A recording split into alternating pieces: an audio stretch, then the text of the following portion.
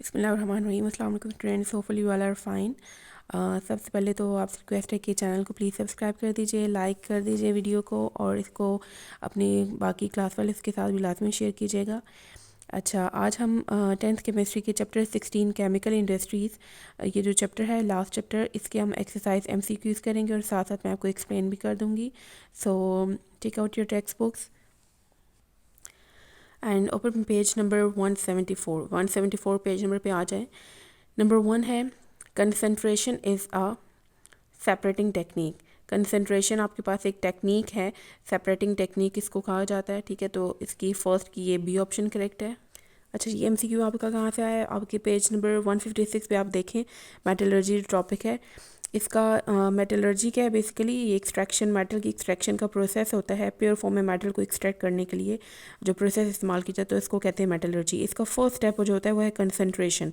Concentration क्या है? ये सेपरेटिंग टेक्निक है। सेपरेटिंग टेक्निक मीन्स के इसमें हम क्या करते हैं, गेंग्यू के वेस्ट मटेरियल्स जो होते हैं जैसे मिट्टी, रेत वगैरह जो लगी होती है मेटल्स के साथ, उसको रिमूव करने के लिए और से उसको सेपरेट करने के लिए ये जो प्रोसेस होता है इसको कहते हैं कंसंट्रेशन ऑफ ओर। और इसके आगे 3 डिफरेंट मेथड्स आपके बुक में दिए हुए ABC करके, ठीक है। तो ये आपके पास क्या है? Concentration, it is a separating technique. Next है froth flotation process is use to concentrate the ore. Froth flotation हमारे पास अभी जो मैंने आपको 3 टेक्निक्स बताई हैं कंसंट्रेशन के लिए जो यूज़ की जाती है, उसमें से एक है फ्रॉथ फ्लोटेशन प्रोसेस भी। ये भी कंसंट्रेशन का ही एक मेथड है। तो ये लिखा हुआ है यहाँ पे कि ये किस पे base, it is use to concentrate the ore on weighting basis. तो इसकी बेसिस क्या है? Waiting basis. वेट करके जो ओर है उसको गेंग्यू में से सेपरेट किया जाता है, ठीक है। नेक्स्ट है आपके पास नंबर 3 मैट। मैट क्या है? मैट जो है हमारे पास मिक्सचर होता है 2 कंपाउंड्स का, copper sulphide and ferrous sulphide, Cu2S and FeS। इस दोनों कंपाउंड्स के मिक्सचर को हम मैट कहते हैं, ठीक है। ये आपने इसका फार्मूला अच्छे से याद करना है। कॉपर सल्फेट का जो फार्मूला है वो है Cu2S है, ठीक है। Cus वाला नहीं, ये वाला ऑप्शन आपने करेक्ट करना है। तो थर्ड का C ऑप्शन करेक्ट है। नंबर 4 है in the Bessemerisation process. Bessemerisation process में क्या होता है हमारे पास कि मल्टन मैट को हीट किया जाता है, ठीक है। पिछले स्टेप से जो मैट हमारे पास आता है मल्टन फॉर्म में, उसको फिर फर्दर हीट किया जाता है इस बेसिमराइजेशन प्रोसेस में। ये आपका पेज नंबर 159 पे है बेसिमराइजेशन। बेसिमराइजेशन क्या है? ये आपके पास जो मेटलर्जी का सेकंड स्टेप है, एक्सट्रैक्शन ऑफ मेटल, उसी का आगे से थर्ड स्टेप है ये बेसिमराइजेशन। इसमें क्या किया जाता है? There is further heating of the molten matte. अच्छा, इसके लिए आप अब देखिए MCQ इसमें आपके मेटलर्जी वाली ज़्यादा आ रहे हैं, तो आप ना एक फ्लो चार्ट की फॉर्म में इसको अच्छे से इसके स्टेप्स याद रख लें। मेटलर्जी क्या है? It is extraction of metal, ठीक है। प्योर फॉर्म में एक्सट्रैक्शन की जाती है। फिर इसके आगे हमारे पास 3 स्टेप्स हैं। एक है concentration of ore. Concentration of ore के भी आपके पास फिर 3 स्टेप्स हैं, उनको आप यहाँ पे 3 मार्क करके लिख लीजिए, ठीक है। कौन कौन से है? जैसे ग्रेविटी सेपरेशन है, फ्रॉथ फ्लोटेशन और इलेक्ट्रोमैग्नेटिक सेपरेशन, ये 3 टेक्निक्स है। फिर नेक्स्ट स्टेप है extraction of metal. Extraction of metal की भी आपके पास फिर 3 स्टेप्स हैं। नेक्स्ट पेज पे आपके पास ये सारे गिवन है, ठीक है। फर्स्ट है रोस्टिंग। रोस्टिंग है, देन रोस्टिंग के बाद अगला स्टेप, रोस्टिंग में हमारे पास जो भी प्रोडक्ट आता है उसको नेक्स्ट स्टेप से गुजारा जाता है स्मेल्टिंग। स्मेल्टिंग के बाद, स्मेल्टिंग में क्या होता है? रोस्टिंग के बाद हमारे पास जो और आता है उसको रोस्टेड और कहते हैं। रोस्टेड और को हमारे पास स्मेल्टिंग में के प्रोसेस में फिर मज़ीद हमारे पास उसको हीट किया जाता है। स्मेल्टिंग के रिजल्ट में हमारे पास जो प्रोडक्ट आता है उसको मैट कहते हैं। मैट को आगे स्टेप में भेजा जाता है बेसिमराइजेशन। बेसिमराइजेशन में फिर मैट की फर्दर हमारे पास हीटिंग होती है और फिर जो फाइनल प्रोडक्ट आता है हमारे पास उसकी नेक्स्ट स्टेप में हमारे पास हो जाती है रिफाइनिंग, ठीक है। तो ये एक जनरल सा आप फ्लो चार्ट की फॉर्म में इसको याद कर लें, या फिर आपके चैप्टर के जो एंड में यहाँ पे पेज नंबर 173 में भी यहाँ पे इन्होंने फ्लो चार्ट बनाया हुआ है, आप यहाँ पे बेशक इसको याद कर लें। जैसे यहाँ पे देखिए basic metallurgy operation, first step है ये concentration of ore, first step है ये। आगे इसके 3 मेथड्स हैं। नेक्स्ट स्टेप है ये, सेकंड स्टेप है मेटलर्जी का एक्सट्रैक्शन ऑफ मेटल, इसके 3 स्टेप्स हैं। थर्ड लास्ट स्टेप जो है वो है रिफाइनिंग, और फिर ये रिफाइनिंग में ये किया जाता है, ठीक है। तो ये आप अच्छे से याद कर लें, ये पूरा मेटलर्जी की एक्सप्लेनेशन है। बस सिर्फ इसमें आप ये याद रख लें, इनके बेसिस याद रख लें। जैसे ग्रेविटी सेपरेशन की क्या बेस है, फ्रॉथ फ्लोटेशन में क्या होता है, इलेक्ट्रोमैग्नेटिक सेपरेशन, इनका जो बेसिक प्रिंसिपल है वो याद रख लें। इस तरह से रोस्टिंग में क्या होता है? हीटिंग होती है। स्मेल्टिंग में फिर क्या होता है? हीटिंग ऑफ रोस्टेड और बेसिमराइजेशन में क्या होता है? Heating of matte. तो ये जनरल सी चीज़ें आप याद कर लें। So in the besimilization process, molten matte is heated, C option correct है। नेक्स्ट आपके पास है number 5, concentration of the copper ore is carried out by, copper ore की जो कंसनट्रेशन होती है वो कैसे की जाती है। इसके आपको मैंने कंसनट्रेशन के 3 मेथड्स बताए हैं, उनमें से यहाँ पे तीनों में से सी वाला एक मेथड गिवन है, फोर्थ फ्लोटेशन। तो फोर्थ फ्लोटेशन का जो प्रोसेस है इसको आप मार्क करेंगे, ठीक है। यहाँ पे फोर्थ लिखा है, फ्रॉथ है ये बेसिकली, फ्रॉथ फ्लोटेशन प्रोसेस, ठीक है। ये जो 3 है ये कंसनट्रेशन के मेथड्स नहीं है, तो ये ऑप्शन करेक्ट है, सी। नंबर 6 है when carbon dioxide is passed through the ammoniacal brine the only salt that precipitates is, carbon dioxide को जब अमोनिकल ब्राइन में से पास करवाया जाता है तो उसके रिजल्ट में हमारे पास जो सॉल्ट आता है प्रेसिपिटेट की फॉर्म में वो ये है, सोडियम बाइकार्बोनेट या सोडियम हाइड्रोजन कार्बोनेट भी इसको आप कह सकते हैं, NaHCO3, ठीक है। HCO3 जो है इसको बाइकार्बोनेट कहते हैं, Na जो है इसको हम कहते हैं सोडियम, तो ये क्या बन गया, सोडियम बाइकार्बोनेट। ये सॉल्वेज प्रोसेस का स्टेप है आपके पास। Next number 7, in Solvay's process slaked lime is use to, Solvay's process में जो स्लेक लाइम प्रोड्यूस होता है इसको हम इस्तेमाल करते हैं टू रिकवर अमोनिया, ठीक है। सी ऑप्शन है इसका correct.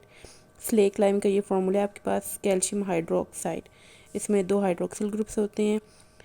Number 8, when sodium bicarbonate is heated it forms, sodium bicarbonate को जब हीट किया जाता है तो ये किस में कन्वर्ट होता है, इससे क्या बनता है। तो इससे हमारे पास डिफरेंट प्रोडक्ट्स आते हैं, उनमें से जो एक प्रोडक्ट है जो कि यहाँ पे गिवन है वो है कार्बन डाइऑक्साइड, ठीक है। बाकी ये तीनों प्रोडक्ट्स इसके रिजल्ट में नहीं आते, तो ए ऑप्शन करेक्ट है। नंबर 9 है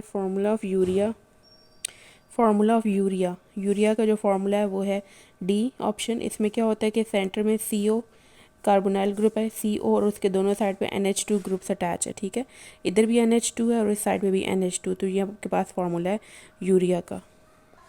नेक्स्ट पेज पे आ जाए, नंबर 10 MCQ है crude oil is heated in the furnace up to, तो क्रूड ऑयल को जो फर्नेस में हीट किया जाता है फर्स्ट टेम्परेचर जो है उसका वो है 400 degree centigrade, C option correct है। Number 11, when heated crude oil is fed to the fractionating tower, crude oil को जो हीटेड क्रूड ऑयल है उसको जो फ्रैक्शनेटिंग टॉवर में फेड किया जाता है, तो इसमें क्या होता है, ये ए ऑप्शन कि vapours of higher boiling point fraction condense first in the lower part of the tower, तो वो वेपर्स ऑफ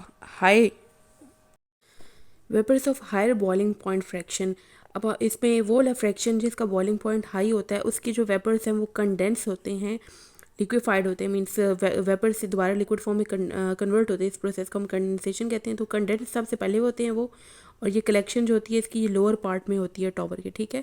या आप इसकी डायग्राम में भी दे सकते हैं, फ्रैक्शनेटिंग टॉवर की जो डायग्राम एक्सप्लेन की है चैप्टर में।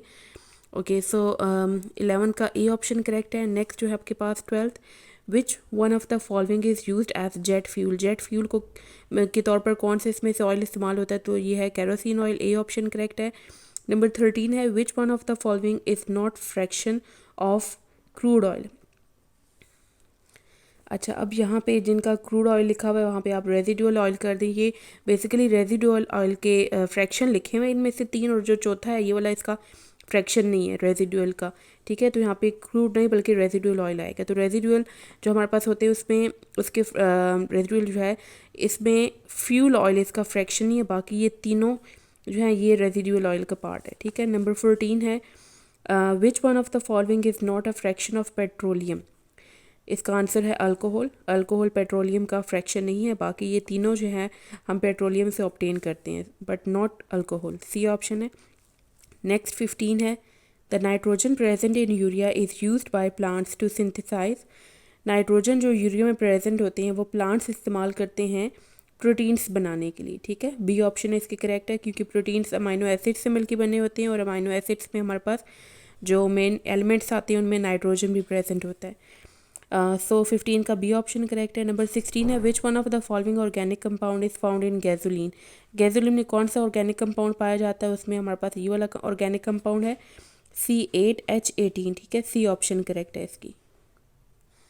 ये आपका बुक के पेज नंबर 109 पे यहाँ पे डिफरेंट फ्रैक्शंस है और उनमें जो कंपोजिशन है कंपाउंड्स की वो यहाँ पे गिवन है, तो यहीं से गैसोलीन और पेट्रोलियम की जो है वो यहाँ पे गिवन है इसमें C7 to C10, ठीक है। ये तो इन्होंने यहाँ पे रेंज बताई हुई है कि इसमें कौन कौन से कंपाउंड्स आते हैं कार्बन के, जिसमें 7 से लेके 10 तक की रेंज वाले, मीन्स कि जिनमें 7 हो या 8 कार्बन वाले कंपाउंड्स हो, 9 कार्बन कंपाउंड्स हो या 10 कार्बन वाले कंपाउंड्स हो, वो सारे जो है हमारे पास गैसोलीन फ्रैक्शन में आते हैं। ठीक है, तो इसी में अगर आपके पास C8H18 कोई कंपाउंड आ रहा है तो वो हमारे पास गैसोलीन में आएगा। ठीक है, ओके स्टूडेंट्स, तो ये जो वीडियो थी, लास्ट वीडियो मैंने बनाई है, इसमें मैंने अब 10th केमिस्ट्री के सभी मैंने एक्सरसाइज के MCQs कवर कर लिए हैं। सभी इंपॉर्टेंट MCQs हैं। एक्सरसाइज में से भी बोर्ड में के एग्जाम्स में एक्सरसाइज में से भी मोस्टली आपके MCQs आते हैं और कुछ हैं वो रनिंग टेक्स्ट में से भी आते हैं, जो कि मैं आपके जिनमें मैंने लेक्चर्स एक्सप्लेन किए वो उस लेक्चर्स के एंड में आप देख सकते हैं। मैंने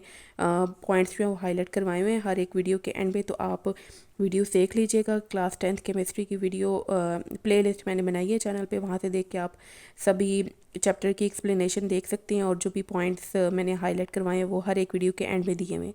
तो चैनल को लाइक सब्सक्राइब लाजमी कीजिएगा, वीडियो को लाइक कीजिएगा, चैनल को सब्सक्राइब कीजिएगा और इसको लाजमी शेयर कीजिएगा और कमेंट्स में लाजमी बताइएगा कि आपकी वीडियोस कैसी लगी और आपको मज़ीद कौन से टॉपिक्स चाहिए, किस तरह की एक्सप्लेनेशन चाहिए। Thank you so much, see you next time, अल्लाह हाफिज़।